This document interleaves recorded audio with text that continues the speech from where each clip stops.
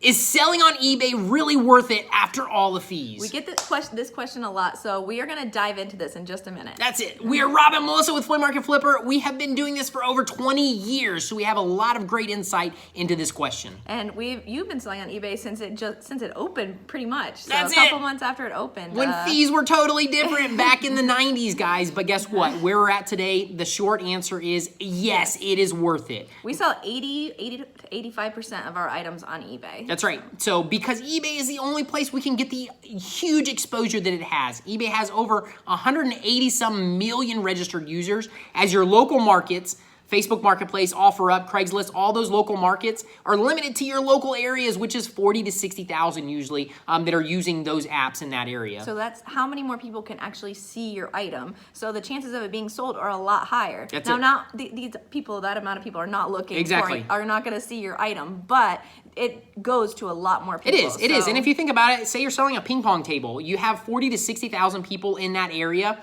Who knows how many people might be looking for a ping pong table, but you multiply that by 180 some thousand or 180 some million registered users, you just have a bigger hodgepodge of people that are looking for that item. So that's why we use eBay. It just is a huge exposure. Now the fees on eBay are 10%. Roughly, depending on the category, but exactly. a good average is 10%. Exactly. So, and then you're going to pay for the PayPal fees, which is roughly 3.5%. 3%. Yeah, 3%. So you're looking at 13% on your item when you sell it on eBay. Now, you cannot find that kind of exposure or that many people looking for that item in the local market usually. So that's why we post our stuff. That's why we sell most of our stuff on eBay. Because you have to also think about it. They're a platform that they're doing all the marketing. They're doing the advertising. They're hosting it. And you don't have to pay for a brick and mortar store and get people to that store. So that 10 to 13% is definitely worth it for us. So, yeah. And also another point to make is making sure that you purchase your item with enough room for profit that you can pay for the fees. Exactly. So, our money is made on our buy, so we always want to buy our items at a very good deal to where the profit is there that we can pay that 13% out, and it's not going to kill us on the profits. We're still going to make great money. So always be looking for the good buy. That's what it is. And we don't pay the extra fees. We don't do all the listing fees. So you get a certain number depending on the store that you have.